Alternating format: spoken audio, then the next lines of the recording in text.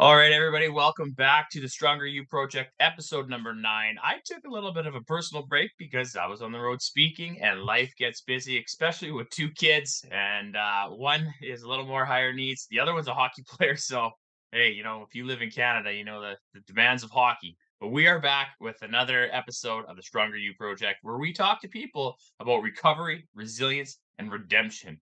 And today I have Mr. Tim Lodgen, who is 46 years old and resides in Baltimore, Maryland. He is a former U.S. Marine, MMA fighter, and junior Olympic boxer. He has survived a 27-year-long battle with bipolar disorder, alcohol and drug addiction, and multiple suicide attempts. He shares a story of strength, courage, and hope to those still suffering and hopes that they know that they are not alone. He hopes that they know there is help out there for them and that we can recover to live the life that we've always had waiting for us.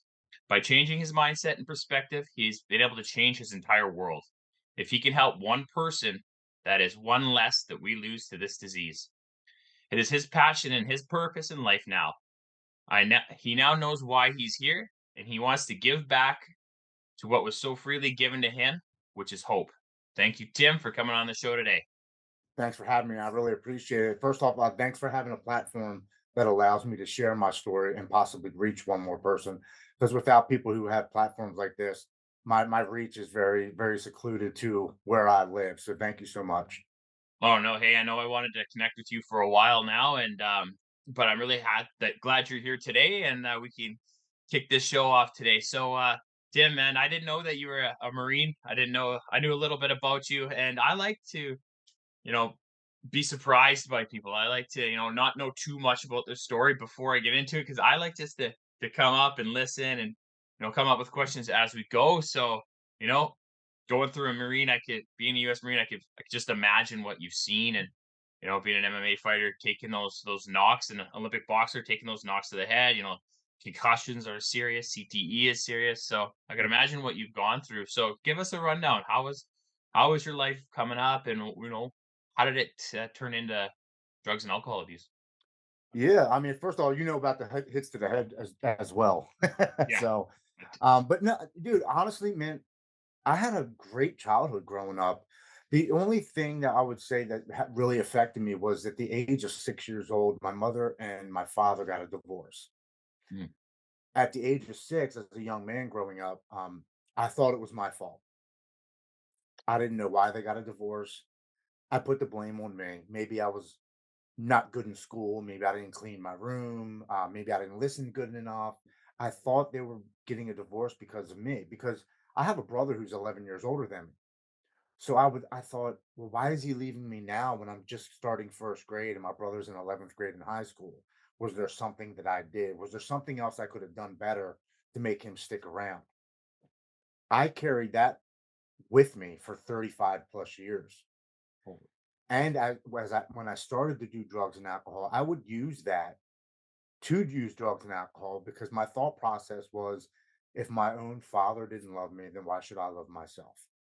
If a parent who's supposed to love you unconditionally and be by your side didn't stick around, then who cares about me? So let me just get drunk and high. So I had used that for a very long time. It wasn't until I got into my 40s when I had this conversation with my mother that she said, I wish you just would have came and talked to me. I didn't know you were carrying this around for 35 plus years. She said, your father was having affairs on me and it had absolutely nothing to do with you. So I didn't think about asking her, but it was nice to find out that it really didn't have nothing to do to me. When you're a young boy, you have to have some type of male father figure around some sort of way. It really did shape the way I was grown up. Now, my mother did eventually get married, remarried again, and I had a stepfather.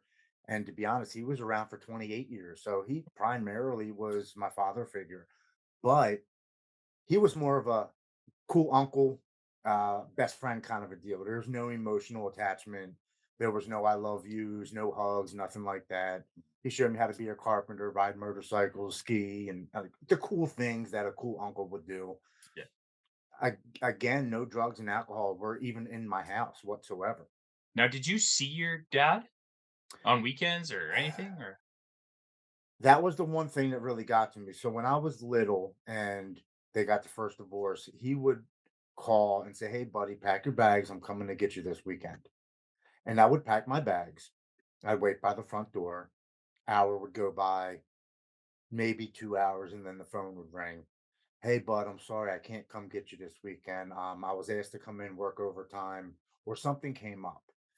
And this phone call happened so much that when my mother told me to go pack the bags, I just wouldn't do it anymore because I knew he was gonna call in an hour or so and not come and get me.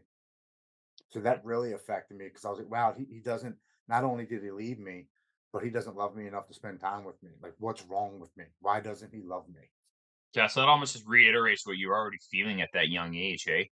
Absolutely. No, it really, it put my self-esteem down, which is what it's kind of funny because I look back at it now and I'm like, well, maybe that's why I excelled so good at sports because every sport that I played, I wasn't just a part of the team. I was like when I played baseball, I was 8 years in baseball. I was the all-star pitcher. I wasn't just the pitcher. I played, not on the National League, but on the East Coast leagues.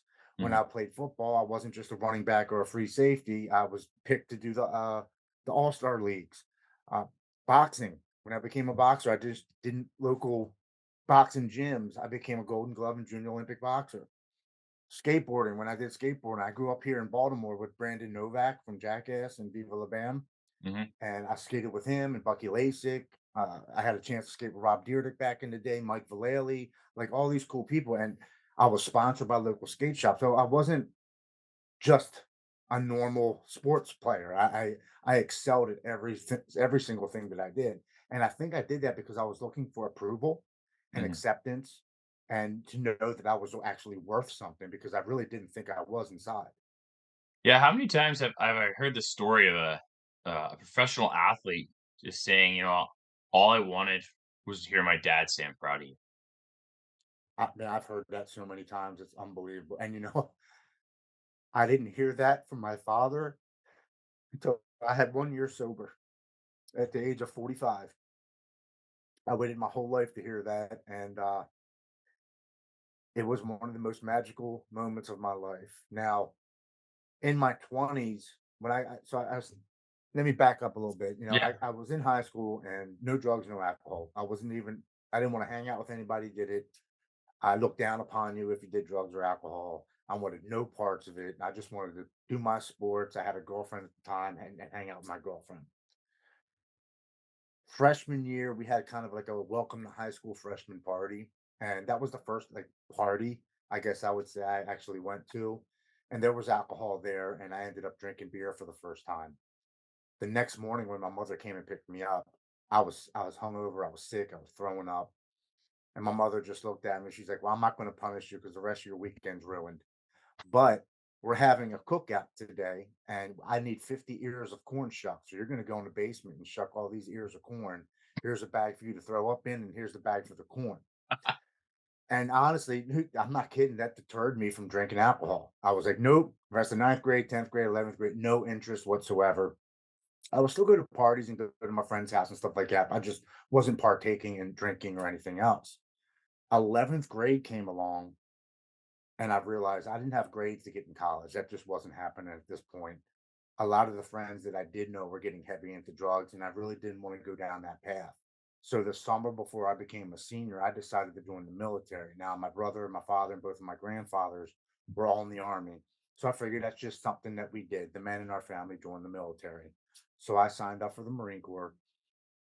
And for me, going into senior year, I told myself, I better go have some fun this year because once I graduate and get into the military, the shit's going to hit the fan. It's going to get real. So let me go have some fun and get it out of my system. So senior year comes along. I start going to parties. I start drinking alcohol. Now, for me, when I drink alcohol, my barrier comes down and I'm like, what else is at this party? Let me try some other things. So I started smoking pot, taking LSD, I'm eating mushrooms, pain pills, ecstasy. Believe it or not, we had opium around at the time. We're smoking some opium, PCP.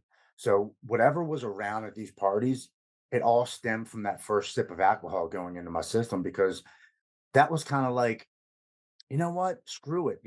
I'm just going to do whatever's here. And to me, again, it was just a phase. I was just getting it out of my system. So I tried everything and anything that was around. Thank God, no heroin or cocaine or like meth was around at that time because I probably would have tried it, and who knows what route I want to rent down. But anything else that was available, I was all for it and I did it.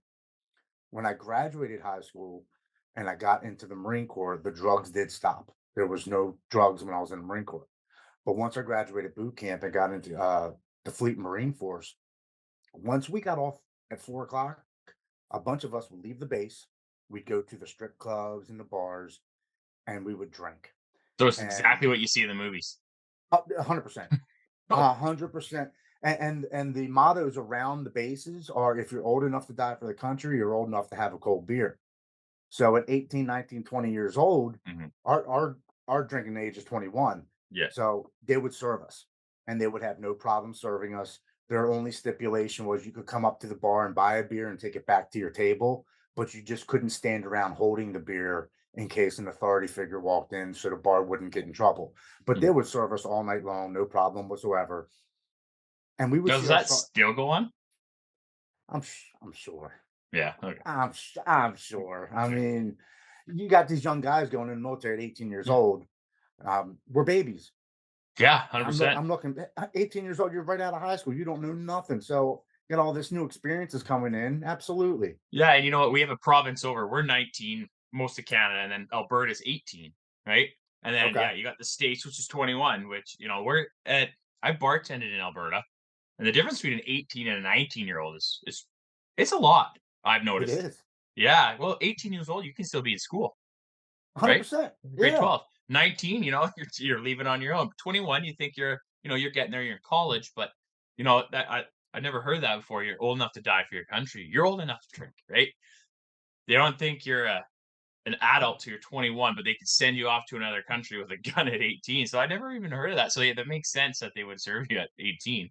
Yeah. And the reason that you're allowed to join the military at 18 is because your brain's still forming and Yeah. they can break you down and build you back up to what they need for war. So at 18, you're very vulnerable mentally wise. So they can take you down, break you down from where you came from, all the habits and all the way that you think, and get rid of all that and build you back up to the way that they need you. So our sergeants were at these same bars, late 20s, early 30s, and they would just say, "Don't get locked up, don't get in a fight, make sure your ass is up at 3:30 and in formation at 4 a.m. to go running." So there was no deterrent, like, "Hey, you guys shouldn't be here. You're too young. You shouldn't be drinking." It was almost as if it was a badge of honor. How much could you party and drink and still get up at 3:30 and be ready to run 3 miles at 4 a.m.? It was like, how hard can you go? So it wasn't deterred whatsoever. So I fell into that drinking almost every day. 4 p.m. came, we knew it was time to leave the base and go have some fun. Pick up some girls and drink some beer.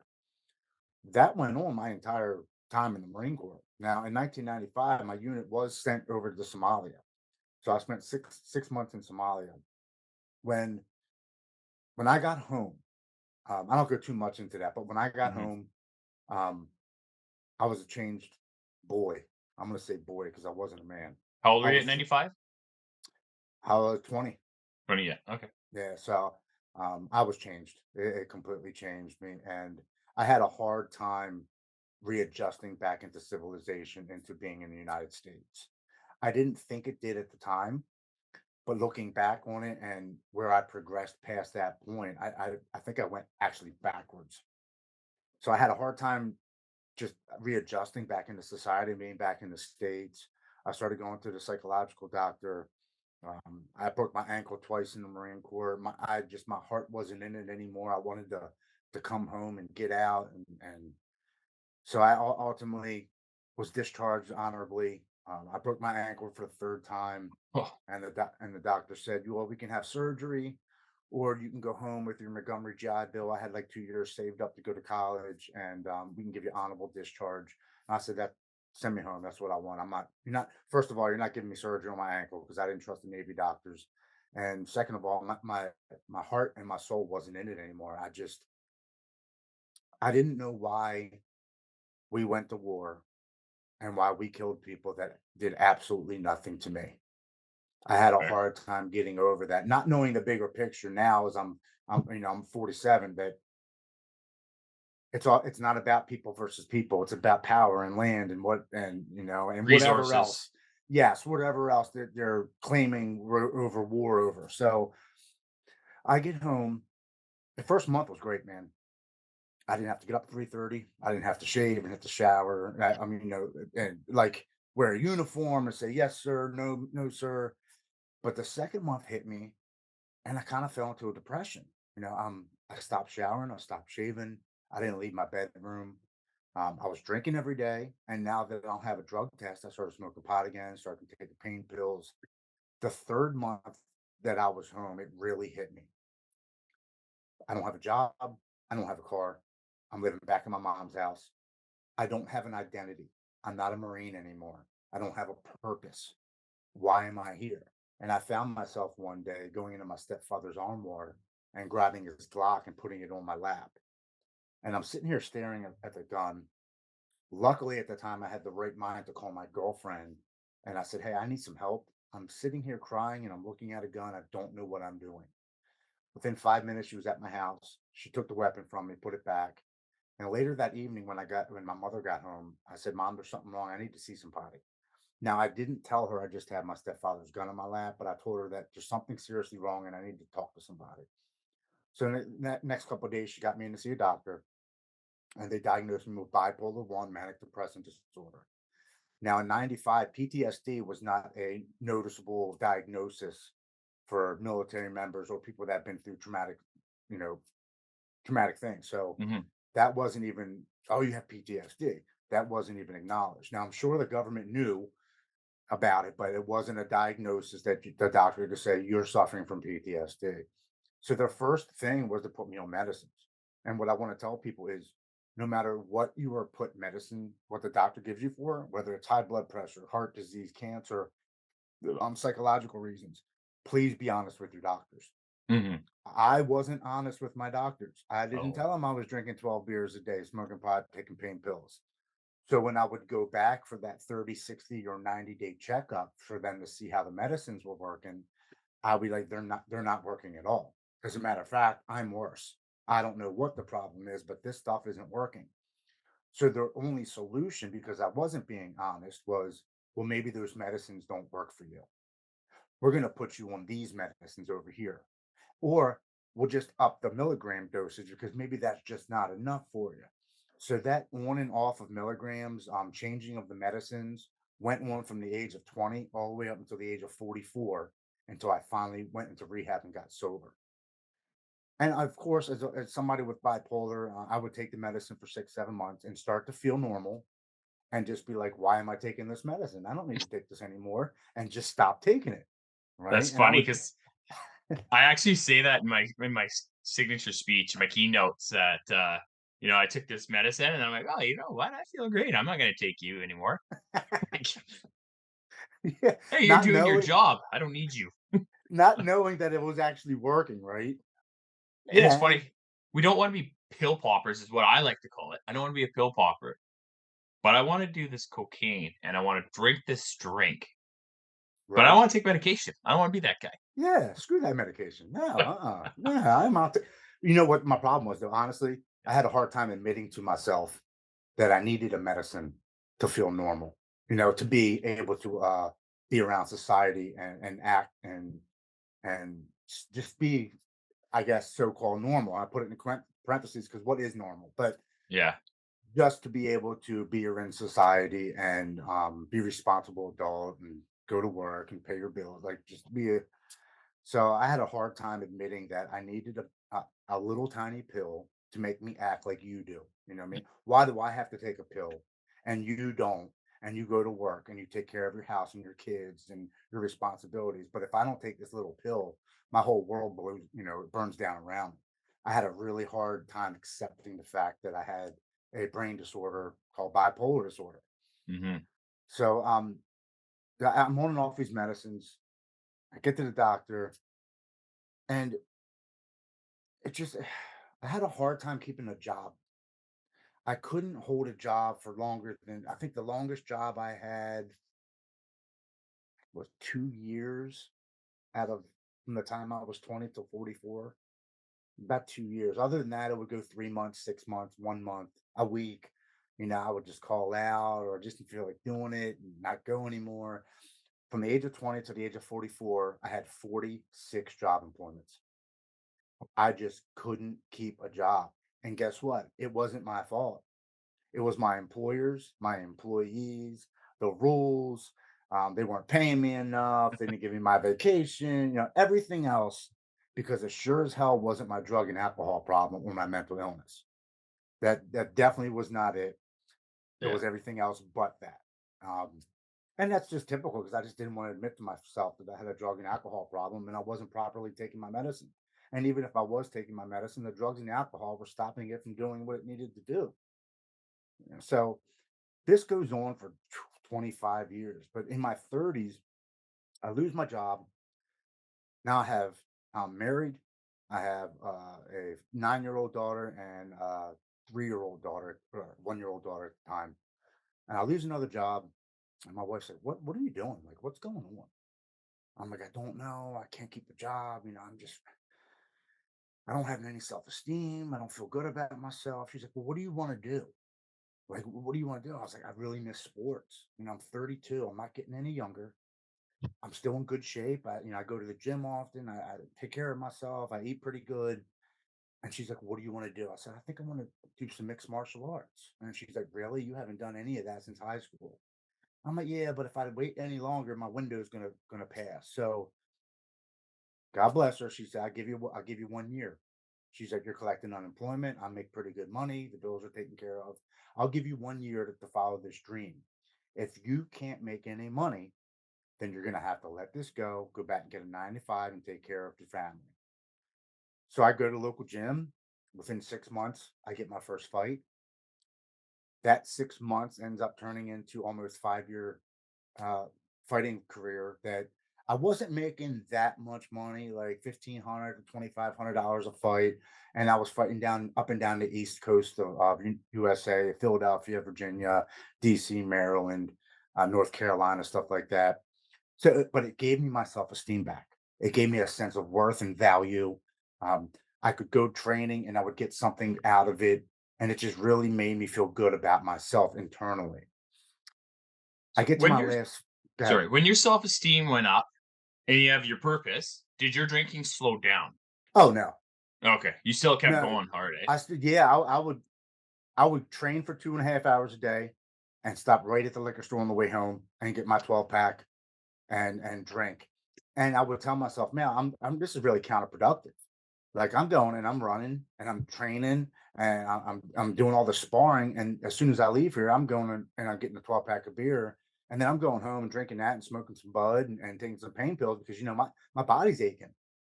So I Ah, had my fair. pain pills, my marijuana, and my alcohol because that's what made me feel good. That was my trifecta that made me feel good. That allowed me to get up the next day and do it over again, not knowing how counterproductive that was in that type of work or that type of sport. But unfortunately, as you know, when a high level athlete, those pain pills, the alcohol, they all go unfortunately hand in hand a lot of the times. We put our bodies through a lot of things and that just takes all the pain away. Mhm. So I fell into that pretty good. It was part of my daily routine. So I get to my age of 35. I'm at this fight up in Philadelphia, fighting at Harris Casino on live television, fighting for the 155-pound belt. And at the end of the first round, I go to put the guy in the rear naked choke, and I feel this pop burning sensation in my right shoulder. So I had to let go of the choke. He flips me around and chokes me out. I get back to the locker room and I can't put my shirt on. I can't lift my right arm. And my trainer's looking at me. He's like, what's wrong? I was like, dude, I can't lift my right arm. There's something wrong. So he helps me put my shirt on. I get out into the casino where about 30 friends and family were out there waiting for me. And my wife goes to hand me a beer. Now, even though I'm left handed, I'm dominantly right. Mhm. So I go to grab the beer with my left arm, my left hand. And she's like, that's awkward. How come you didn't use your right hand? I'm like, babe, I can't lift my arm. There's something wrong. And she's like, that's it. You're done. Like that. You had fun. That's it. So next day or so, I go to the doctor's. He tells me I tore my rotator cuff in 3 places and had to have emergency surgery within the next day or two. So I go and have surgery, and that starts a 4.5 year long pain pill prescription to Oxycontins Oh, that were given to me by my doctor. And I'm 47 now, so this is 12 years ago. I would just have to go to my primary care physician. I didn't have to jump through hoops and go to a pain specialist or go see a certain clinic. I could literally just go to my primary care physician and say, "Hey, I need more," and he would refill them. It was just like giving them out like Tic Tacs. And I don't know if you remember, but 12 years ago, Oxycontins were pushed onto you because they weren't addictive and you can take them without having any side effects and just stop them whenever, which was complete bullshit. They knew what they were doing, but that's how they sold them onto you. yeah, I watched the series on Disney and on Netflix. I watched both of them. I watched the one on Disney when we were staying at the Ronald McDonald House, and, I couldn't wait that whole week for the other episode to come out, and I was pretty oblivious to all that OxyContin stuff. Like, I had one Oxy one time, and that was when I was going to get a tattoo because I hated getting tattoos. I still hate it. I mean, I do it. Really? I still don't like it. I think it's probably having to sit there for so long. But, I wasn't I didn't know that much about Oxy, even though, I was into cocaine, Okay. cocaine and ecstasy and alcohol. That was my thing. Right. But when I started watching the show, I was so oblivious to how it came about, and then just watching, you get so angry because they know what they're doing, 100%. right? And Yeah. it's the fact that they lied about it. Like, if they didn't lie about it, then, it's but they got the FDA involved, they got them to lie about it, they got them to stamp it, and the fact that so many people passed away and they just gotta pay a couple bucks. I mean, it's billions, but still, that's not a couple bucks to lives lost. It's crazy to think. So I watched the one on Netflix too, and it's just, man, just the greed and the no remorse is Yeah. the biggest part. It's pure evil. It's how much money can I line my pocket with so I can buy another yacht? Oh, you mean 100? Well, look, 10 million people are on oxys. If we only lose 100,000 of them, that's only 10%. We're still good. You know what I mean? They really don't care about the little guy. It's just all about how much money they can make. And I'm in the recovery field now. I work full time in it, and the insurance, unfortunately, this world is ran by business. Yeah. And when it comes to actual human lives and empathy, business doesn't give a crap because it's business. It's not personal, unfortunately. No, yeah, oh, absolutely. I even see that in my Yeah. kid in my in my kids' hockey now. It's so expensive to play. It's actually a business now. Even kids' hockey it's a business. It's Wow. private academies, that popping up. They're up to like 50 grand a year to play, some of them. Damn. And yeah, it's I mean, it's the kids are becoming athletes at a very young age, and a lot of them I think are it's changing from it used to be party in the junior to now it's, you go there, you're working out, you're doing your schooling, you're focused, but it's expensive. And it's all this you can see sports are turning into a business, but it's true. It's for people to make money, and it's just everything seems to come down to that. And that's how people can turn to some of us drugs and alcohol to cope. Absolutely. 100%. And it's I'm glad that they finally changed the way that we can get our pain pills now here in the US. You have to Mhm. go to a specialist. You have to go to a pain management clinic. They only give you a certain amount. The whole, I mean, they don't give you a 90-day refill. They'll give you a 1 week, and then you got to go see the specialist, and you got to get reevaluated, and they might give you a month's worth. But after that, you got to go get reevaluated again, have your physical. So they've made it a little harder to get it. You still can get them, but it's not like when I was 35, I could just go to my primary care physician and tell them, hey, I accidentally knocked my bottle into the toilet. I know I'm 2 weeks early, but can you refill my script for me? Not knowing that I was taking 4 or 5 every 4 hours, not one every 4 hours. And I was running through my prescription myself, not knocking it in the toilet or coming up with some crazy story so he would fill my prescription. And that I did that all the time. And when I would run out of my prescription and he wouldn't refill it, that would lead me back out to the streets to my friends. and saying, "Hey, can you get me 20 more oxys until next Friday because I won't get my refill prescribed." So and thank God I never turned to the heroin because I don't know if I'd be sitting here today, to be honest with you. Because when I'm an addict, I go 100 miles an hour. I'm a professional addict. I don't half-ass Mhm. it, and I'm all in, just like I have been everything else in my life. Which is kind of funny because I work in the mental health and addiction field right now. I was I have an addictive behavior since childhood. It was first turned into sports, or anything else that I did. It was 100 miles an hour, all in everything. And then as I got older and it progressed into the drugs and the alcohol, I could see that looking back, even as a young child, I've always had that mentality, um, which it could cause a little thing of a controversy, but addiction is a disease. Whether people want to say, no, it's a willpower, it's your choice, this and that. Yeah, we may have chose to pick up that drink or that drug, Mhm. but once we picked it up and it got into our brain had that addiction disease sitting there waiting for you to pick up a drink or a drug. And then it said, okay, I got you now. You know Mhm. what I mean? So, but yeah, I got to age 35. I had my surgery, and now I'm taking 10 to 15, 20 milligram oxys a day. I'm drinking 12 to 18 beers, and I'm smoking upwards of a quarter of weed every single day. This was my feel good concoction to make me feel normal. That's It got to a point where I actually got scared. And I remember sitting on my bed saying, "Man, I've been taking these oxys for so long. I'm drinking all this beer. One night I might go to bed and my body might just say, you know what, screw this, I'm done." Even though that's what I'm used to taking, I'm taking so much of it that I could go to sleep one night and just not wake up. Mhm. And my addictive personality, my disease of addiction, my mental illness says, well, we don't want to do that. You might as well just do it now. So I reach over onto my dresser. I take my bottle of oxys, I dump it out in my hand. I have 18 20 milligram oxys. I take all 18 of them. I go out into the living room and I grab a 12 pack of beer and I guzzle it within 45 minutes. I then go back into my bedroom and I lay on my bed and I say, please, God, don't let me wake up. I don't know how to stop. I don't want to live this way anymore. I just want the pain to go away. And I pass out. I wake up the next evening, like 18, 19 hours later. It was like 8, 9 o'clock at night.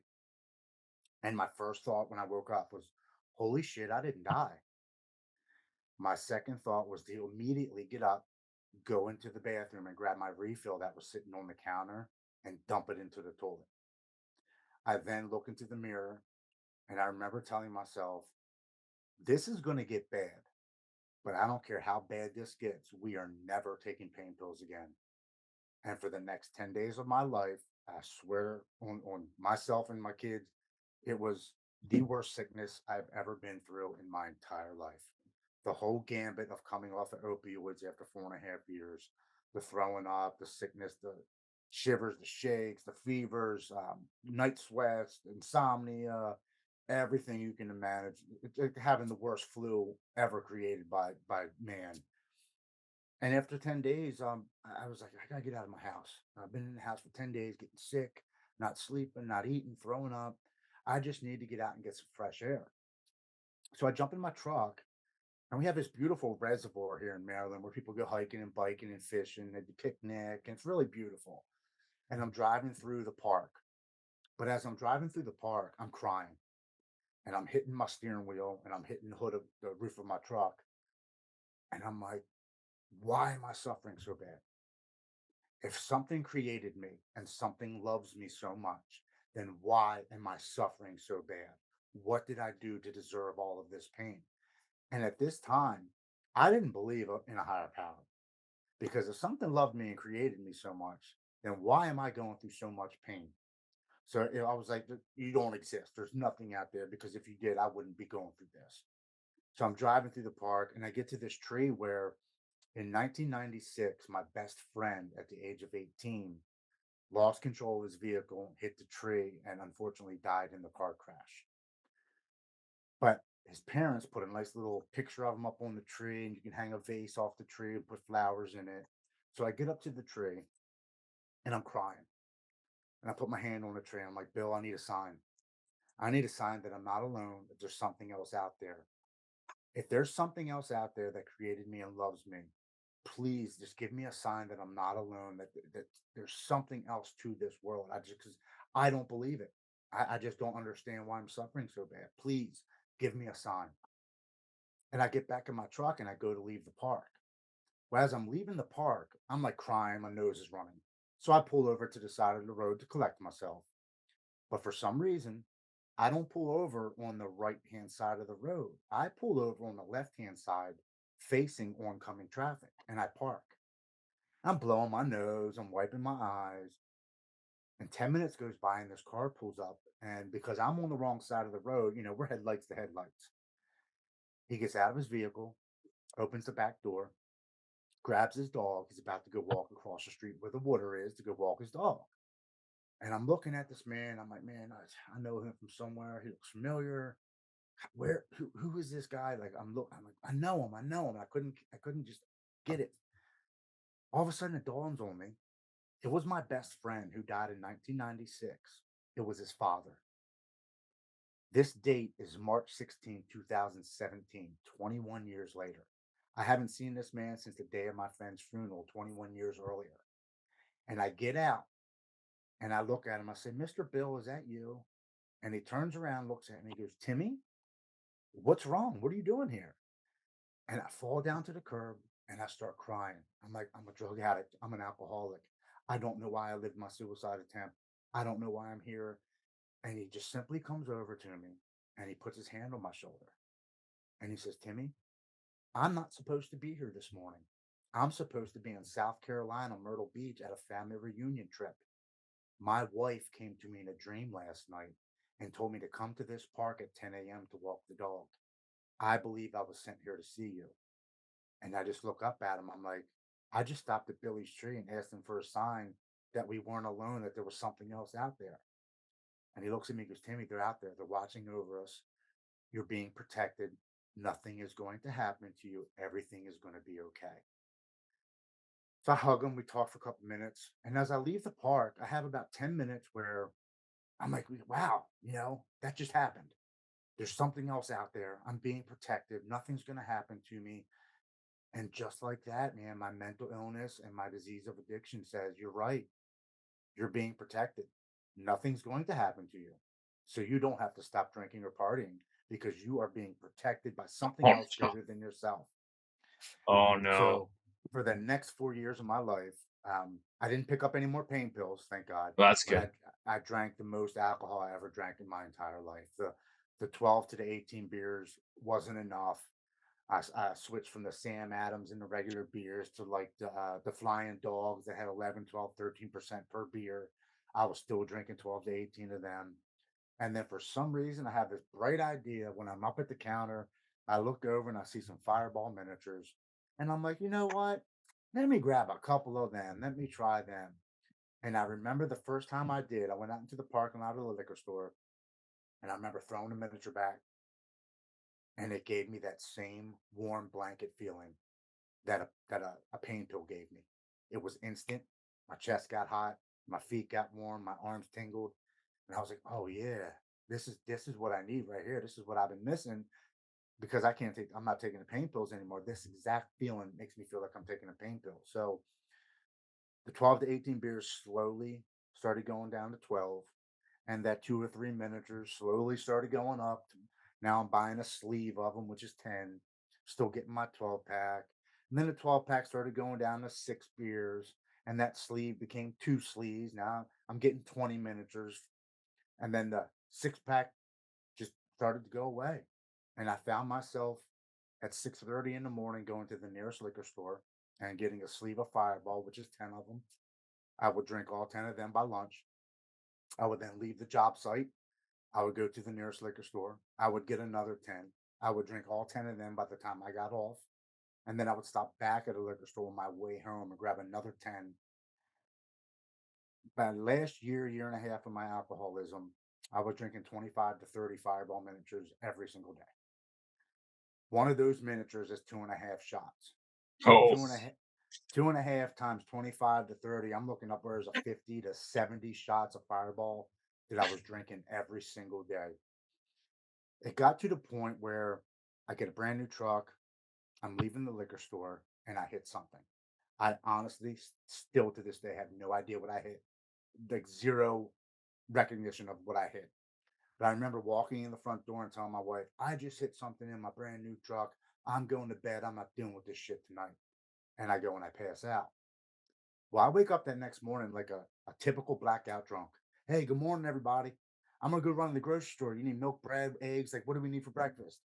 And my wife just looks at me and she's like, go outside and look at your truck.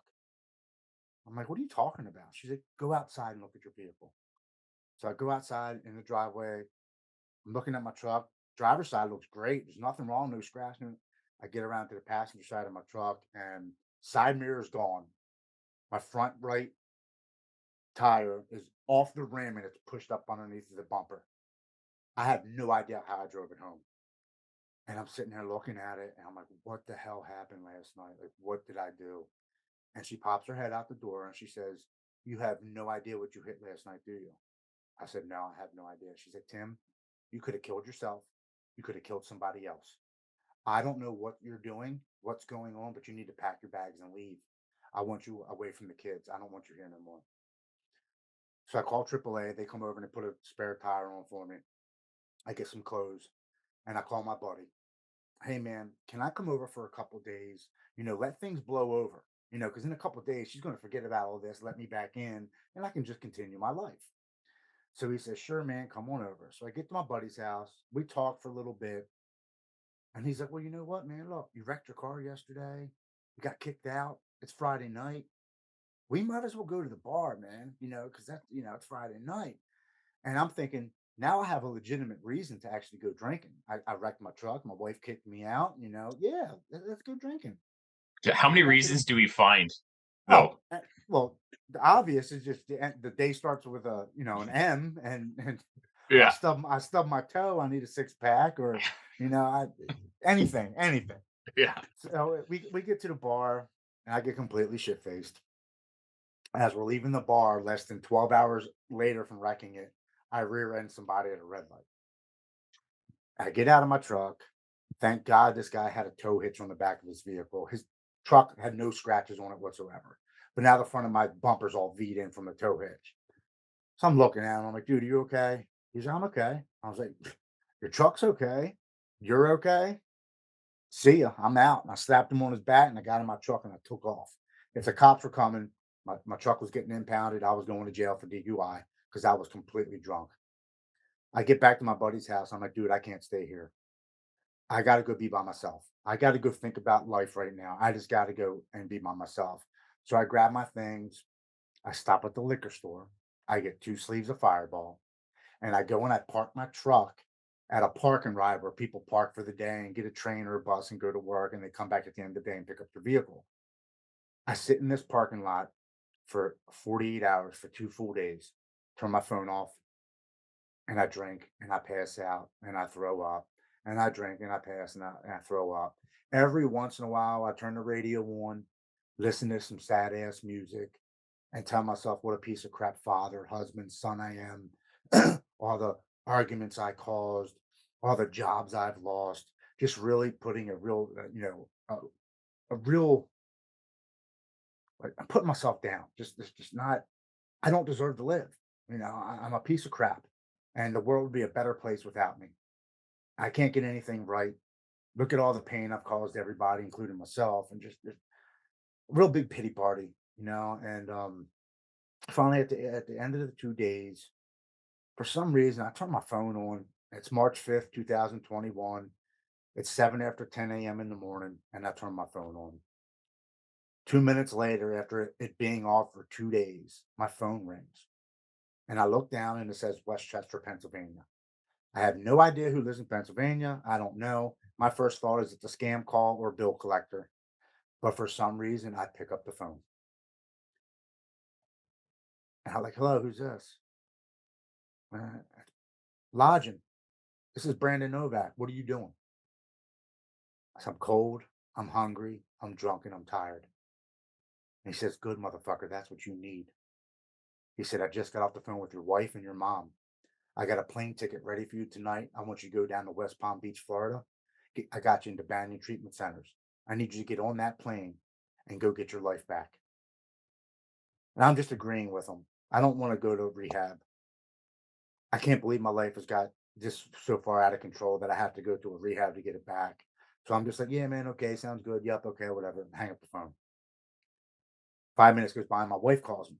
"Where are you? We're worried sick. We thought you were dead. People have been looking for you. We have not, please come home, take a shower, pack your bags, try to eat something, and take a nap." I had about 4 to 5 hours before I had to get to the airport. I'm like, okay. So I go home, I take a shower, and I pack my bags. I couldn't eat and I couldn't take a nap. I'm having a full on panic attack. Oh My yeah. anxiety's through the roof. I got to go to rehab in Florida. How long? He didn't tell me how. Is this a 30-day, 60-day, 90-day, 6-month program? Like, oh my God, I got to go to a rehab. What about my job? What about my truck? What about my kids? What about the bills? What about everything else that doesn't matter if I don't take care of myself anyway? But that's what I'm thinking. I'm trying to come up with every single excuse I could not to go to rehab. And I'm sitting on the edge of my bed. I'm like, I can't go. I can't do this. I got a truck payment. I got a job. I can't do it. And I truly believe that my disease of addiction knew it was its last time to take my life. And as I'm sitting on the edge of the bed, talking myself out of not going to get help, I hear this voice that says, "Take my hand and walk with me. I will take the pain away." And it was my disease of addiction. And it takes my hand and it walks me into the basement of my home and it tells me to throw a rope around my neck and I will take the pain away for you. And I listen and I go to the basement of my home where my children live and I throw a rope around my neck and it tells me to step off. Come with me. I will take the pain. And my wife realizes I'm not upstairs in the bedroom anymore. And she comes looking for me. She comes running down the steps. And I know there's no such thing as coincidences anymore. It's just God's way of staying anonymous. As I'm stepping off of the bucket, she screams at me, "What are you doing?" I'm like, "I can't go. I can't do this. I don't know how to stop drinking. I just want this pain to go away." And she says, "Please, please get down.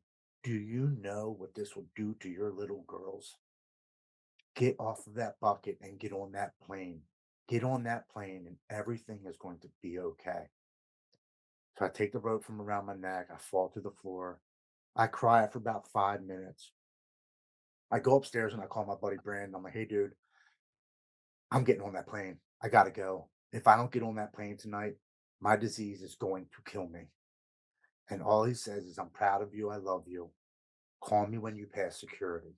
I want to make sure you're actually getting on the plane after you get dropped off." I'm like, "Okay." So a couple hours goes by. My mom takes me to the airport. I get past security. I call him and say, "Hey, man, I got 35 minutes before the plane leaves. I'm about to sit down waiting for them to call me to board the plane. Just want to let you know I'm getting on. I'm past security. I'm just waiting for them to call me on." And all he says is, "I'm proud of you. I love you. You're about to get back everything that you've ever lost times 10." And he simply hangs up the phone. What happened to me next in that airport is the most amazing thing that's ever happened to me in my life. As I go to sit down in this seat in the airport, as I sit down, I get this overwhelming feeling of hope that engulfs my entire body. It was the same warm blanket feeling that the drugs and alcohol gave me, except this time my pain, my worry, my doubt, my fear, and I truly believe my addiction was lifted out of my body. And I hear this woman's voice that I've never heard before, I've never heard since. It was very loving, it was very calming, and she simply says, "Everything is going to be okay." It was the most amazing experience that I've ever had. I truly believe I had a spiritual awakening and a spiritual experience in that airport. Something switched in my brain at that exact moment. And I said, "Okay, this is what I'm doing." Just okay, let's do it. I get to rehab. I go 100 miles an hour into recovery. I didn't miss any meetings. I went to extra meetings for military members and veterans. I started working out with a personal trainer. I changed my diet. And one of the biggest things I think, I found faith. I found faith in a higher power, something greater than me that could restore me to sanity, something could help me understand why I have a purpose here in life. And while I was at this treatment center, we had this gentleman that walked around every day, 4 miles a day. He walked holes into his shoes and he would read this book. And just one day I got curious. I said, "Excuse me, I see you walking every day. What do you, if you don't mind, what do you read?" He said, "I read the Bible every single day." I said, "Wow." He said, "It works for me."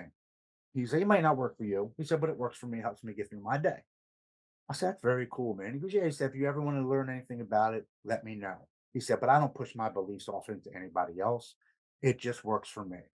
He says, "Matter of fact, tomorrow morning, what are you doing at 8:30 before we actually have a meeting?" I said, I usually eat breakfast and then just hang out for 45 minutes until they call us in for the first meeting." He said, "You want to meet me over by the gazebos?" He said, "I started a little morning meeting before the meeting." He said, "And I read a little prayer for the day. I read a word, and then I read a just for today." He said, "It's a little spiritual based." He said, "But it's not from the Bible. It's just a book that I have." And it was a just for today book, is what it was. I said, "You know what, man? I'll be there at 8:30." So I go over there and he's like, "Thank you for coming. You're the first person that told me that would actually show up, that you actually showed up." So he opens it up. He says a prayer for the day, turns the page. He's like, "And the word for today is hope." I'm like, "You've got to be kidding me right now. Like, what are the chances that the word that he opens up to just randomly out of the book was hope?" And he reads the word, what the meaning of hope was. That one little morning turned into me going every single morning for the entire time that he was at rehab. On his last day of rehab, he says, we go now from 5 people, now we're up to 20 people in the morning.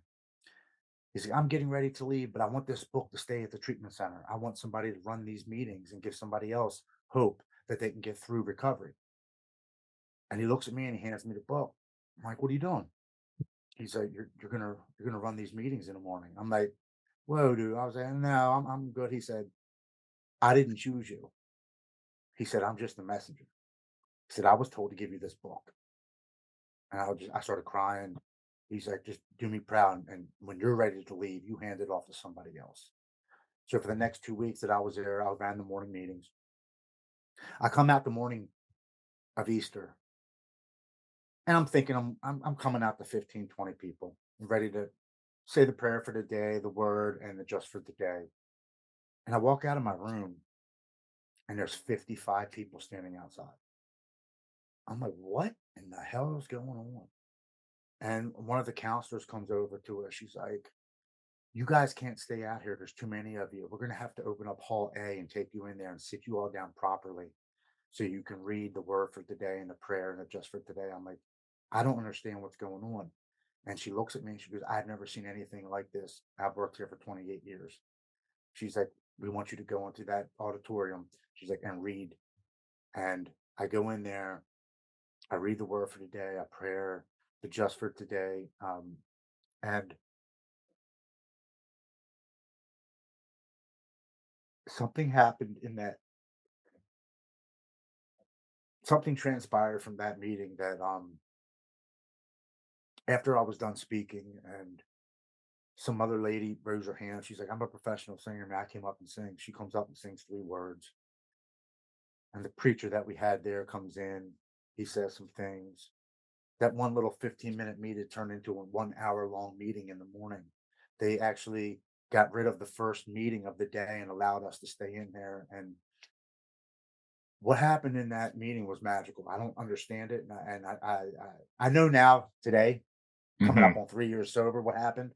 But when it happened, I was like, "Nah." When it was all said and done, they evacuated the place. The counselors came up to me and the preacher, and they were like, "We've never seen anything like that. That was amazing. You need to speak. You need to bring people the word." I'm like, no, I don't do this." They're like, "No, when you speak, people listen. There's something different." I'm like, "Okay, I'm blowing it off. I really don't understand what's going on." I'm like, "I'm just doing what I was asked to do. This isn't for me. I'm just carrying the message." So I get out of rehab, come home. About 6 months goes by, and I'm like, you know what? Maybe I should just share my story once. And then these podcasts are pretty cool. Maybe I'll just get on there and share my story. So I get on there, and my first podcast I ever did was called "Braving the Journey." And I call the gentleman. I say, "Hey, I got 6 months sober. Is it okay I share my story? I know I'm new in recovery, but I have something I need to say."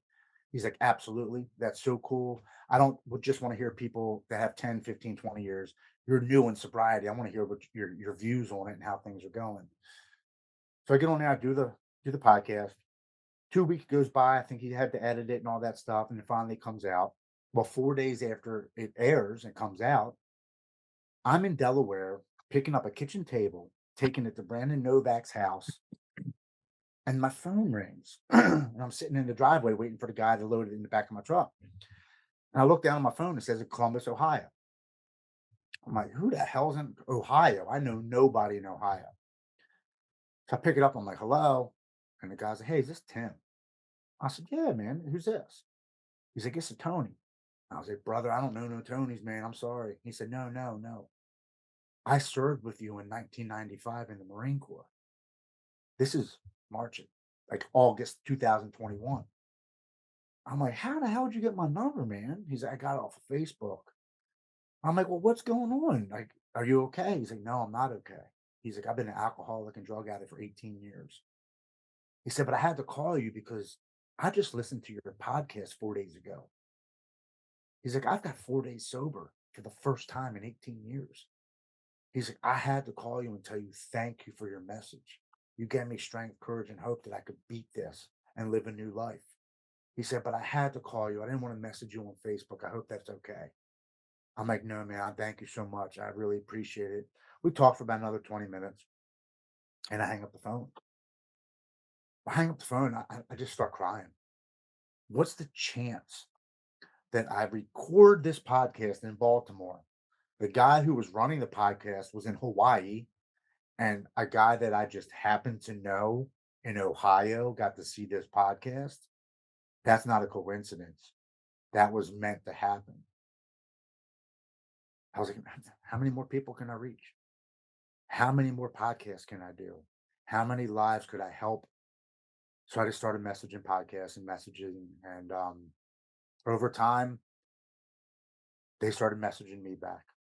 And now speaking to you, it's my 114th podcast that I've done.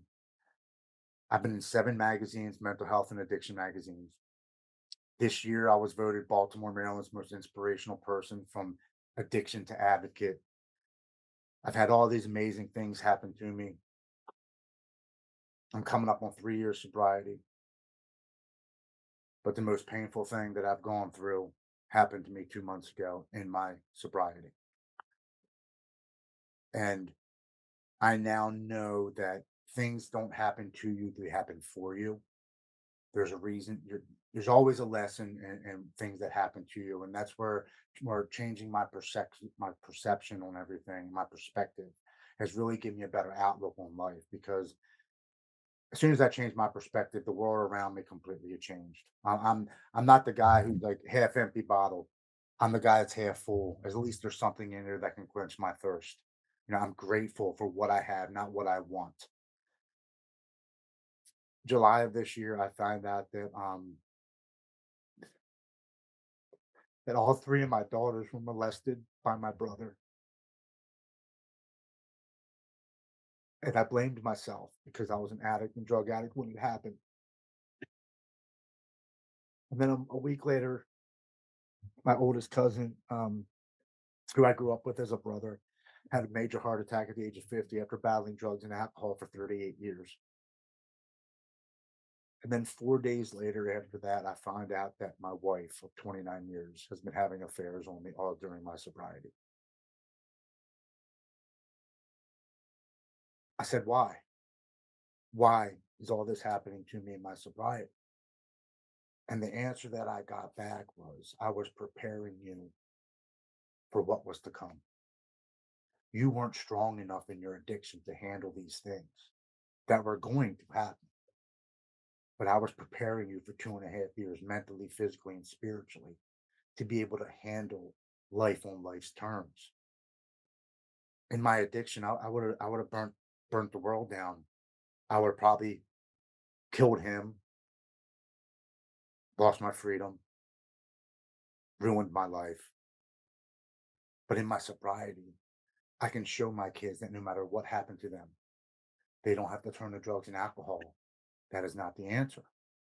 We can do this logically and get therapy and understand that even good people have bad things happen to them. It's not what happens to you, but it's how you react to what happens to you. And how can you use that to become a stronger individual? Not let it take you down and burn it and ruin your life, but to understand that even the best people in the world have bad things happen to us. And it's for a reason. It's for us to become better human beings and to show other people that no matter what happens to you in life, you can overcome this. It can make you a stronger person. And you can use this to help somebody else that is unfortunately maybe going through the same thing or has gone through the same thing or who was about to go through the same thing. I understand that 28 years of addiction, mental illness, and disease of just pure chaos that I lived in wasn't happening to me. It was happening for me. I was being taught a lesson. I was being taught a purpose because now I understand that if I can help one more person know that there's hope, you know, there's strength, there's courage, and there's something else out there. I don't know what it is, but I know it's there. Because every night when I go to bed, I've asked to reach one more person suffering with mental illness and addiction in hopes that they know that they are not alone, that they can recover, and they can ultimately live the life that whatever's out there has always had waiting for them. And 4 months ago, out of the blue, I get a call from a random treatment facility here in Maryland. Hey, we've seen you on podcasts. We've seen you speak at jails, institutions, schools, and rehabs. We have a full-time position open. Would you like to come in and help people from the ground floor coming in from jails, institutions, homelessness? We would love you to come in and be the first person that they see and the last person that they see when they leave the treatment center. And for the last 4 months, I've been able to help countless people. My prayers were answered. I asked to help one more person, and every single day of my life when I wake up, I get to go to a treatment center and help one more person. I didn't think it was such a big deal because in my recovery, I became really humble. I've lost my ego. I don't talk about the podcast I've been on or the magazines I've been in, or, I did some bodybuilding shows this year. I came to third place. I don't talk about all this cool stuff that I did because that's not who I am. But to have the opportunity to just show somebody who has lost all hope, who is in the darkness of how can I turn my life around and live a normal life and show them that it is possible, to show them that it's to become the light in the darkness and change it. I- my prayers were answered, man. I found my purpose. My purpose is to help one more person. I can't change the world by helping one person, but I can change one person's world. And if that's what I can do, and that's why I went through that 28 years, I'm happy. And it's not about money in the bank. It's not about fame or fortune. It's something inside that I've never felt before until I got sober. My mom always told me it's better to give than it is to receive. And my whole life was like, bullshit. Give me, give me, give me, give me. Oh, that's not enough. I want more. Give me, give me, give me. As soon as I started helping somebody, man, I got it back 10 times. I'd help one person, I'd get back 10 times the contentment in my soul, in my heart. Um, I'm blessed and grateful to be alive. And it doesn't matter what happens to me. I'm prepared. I'm strong enough. I'll make it through and I can show somebody else, no matter how dark and deep life gets, you can rise up and you can become the person that you were always meant to be in life. And it's just Every day is a blessing above ground, man. And I, I I don't know what else to say other than life gets dark sometimes. It really does. But it's not what happens to you. It's how you react to it. Wow. Wow, man. First off, thank you. Thanks for being so open and vulnerable and sharing all that with us. I know that it's not easy, especially to revisit the past, revisit your feelings. Like you can see it in you. You got emotional, man. You know, you still wear it. It's not that long ago. Like what what you go through, like I went through for 16 years. It still feels fresh, you know, and it might for a long time still, but I want to thank you for sharing that. I want to say thank you for being here. I'm sorry what your daughters had to go through. Sorry what you went through, and you know it's not easy for anybody to hear and nor go through. I bet, but I'm glad that you're there to support your daughters now, and you know I'm happy that you're sober Yeah. because it would be a total different story. And I know what everything I've accomplished in the last, I'm coming up on 5 years, would not have happened if I didn't get sober. Oh, You know, 100%. it's not none of it. Not being a coach, not being a podcast host, not being a speaker, not being a dad for the second time, you know, losing kids along the way, miscarriages. I don't know if I would have been able to deal with it if I wasn't sober, you know, getting married again. And it just goes to show you what sobriety can really do for you. And unfortunately, some of us have to hit rock bottom before it even happens. So I want to thank you for coming on the show. And I really love the fact that you got vulnerable and you got emotional. Just I shared the other day. I cried for the first time on a podcast, and I shared it because I want to show men that it's okay to cry, man. It's okay to be vulnerable. It's okay to show your emotions, and I'm really happy. I mean, maybe not happy is not the word, but it was great to see you show that you're emotional, that you weren't hiding it back. That, hey, this is me. I'm emotional right now, and I'm gonna wear it on my sleeve. And you can tell just by your story that you do that kind of stuff. So I wanted to ask you, I was and you also talked about the importance of asking for help, right? Yes. And I did a speaking engagement at a school, and one of the teachers says, "What do you do when somebody asks you or tells you not, or that it's weak to speak? That Hmm. asking for help is weak." And as a man, there's that man up stigma. I heard a good one from a friend of mine, Michael Faber. He said, you know what, man up means take off your armor. Tell me how you're truly feeling. Uh, And he said, so what does man up mean to you? Like what's your whole take on it's weak to speak and the man up? but I grew up in an age where, my dad was a police officer. He grew up where what happens in the house stays in the house. We don't talk about feelings. There's no such thing as mental illness. There's no such thing as addiction. Suck it up, buttercup. Get your ass up, go to work. Don't cry. It shows weakness. I have the opportunity now to work with veterans and first responders through the Overwatch Collective nonprofit. I speak to men who have done multiple combat tours, who have stared down the barrel of a gun after being drunk and wanting to commit suicide. And they always tell me, I'm weak. I'm a wimp. I'm crying to another grown man on the phone. What's wrong with me? I'm supposed to be 10 foot tall and bulletproof. I'm supposed to be the man, the provider, the alpha male. I'm like, you have no idea how much strength it took for you just to tell me that. You are braver than you ever thought. You are stronger than you ever thought. Emotion is a part of the human experience that we've dulled for so long through drugs and alcohol. To cry, to have empathy, um, to tell somebody that you need help is braver than anything else that you could do. The more you hold it in, the more you seclude, the more you isolate, that's a weak person because you don't want to have the acceptance that you need help. Once you accept the fact that you need help and you actually put your hand out and ask for help and you show emotion and you wear your emotions on your sleeve, that's a true man. Part of crying is part of life. And I'm glad I get to experience that now in front of other people and show them that it takes more courage and more bravery to do that in public than it is to cry in a shower or behind a locked door. because a lot of people don't understand that they're not alone.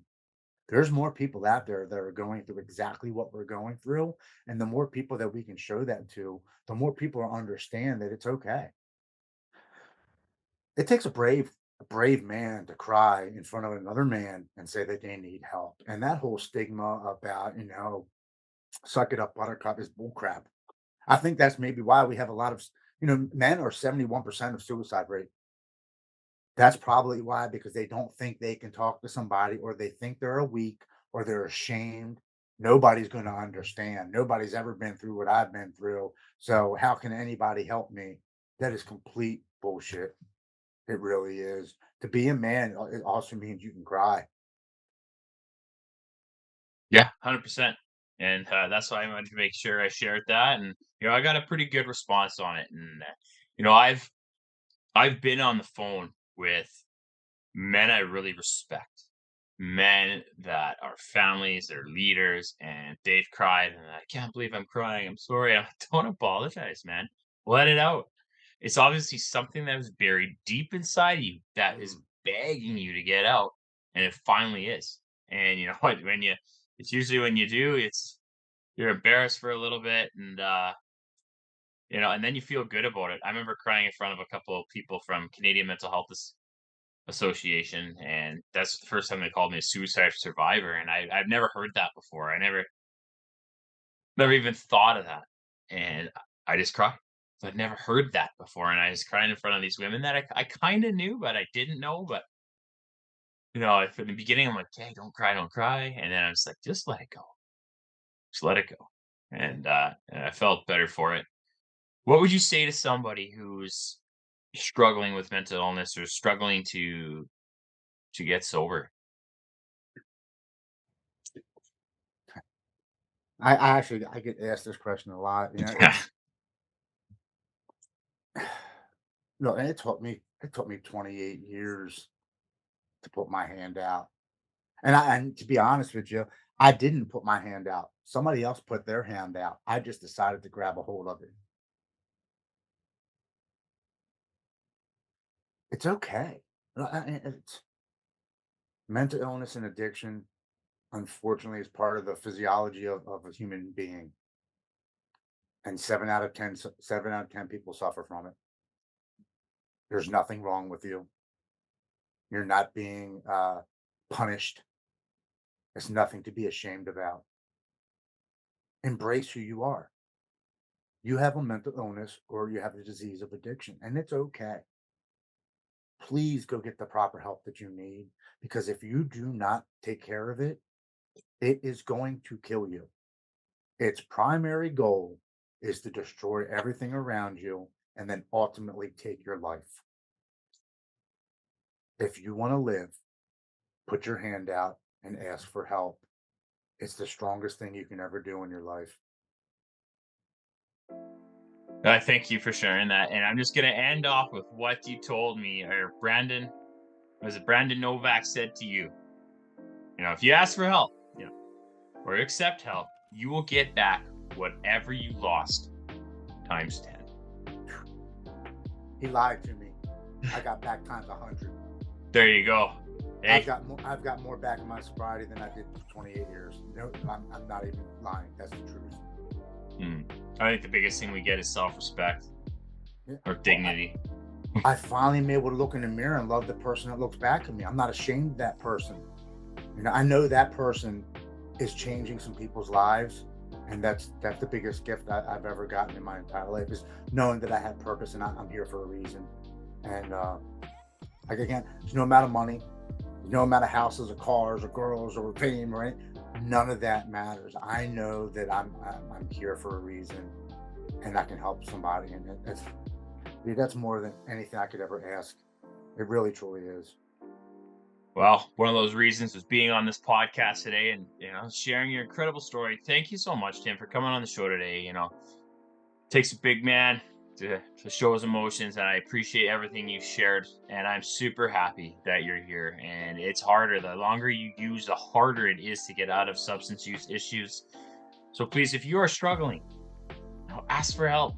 Reach out your hand, or if somebody's reaching out their hand, put out yours and allow them to grab it, because you never know what's going to happen. And it all starts with one day. So thank you, Tim, for coming on the show. Thank you, everyone who stopped by to listen to my incredible guest today, Tim Lodgen, share his incredible story. Please be sure to check him out, give him a follow, and let him know how he impacted you. I'm sure if you message him, I'm sure he'll get back to you at some point. I will put all his contact information in the show notes. And if you like this podcast episode, be sure to like, comment, or share it on your platform and help spread this message. This is the Stronger You Project. Have a great day, everybody.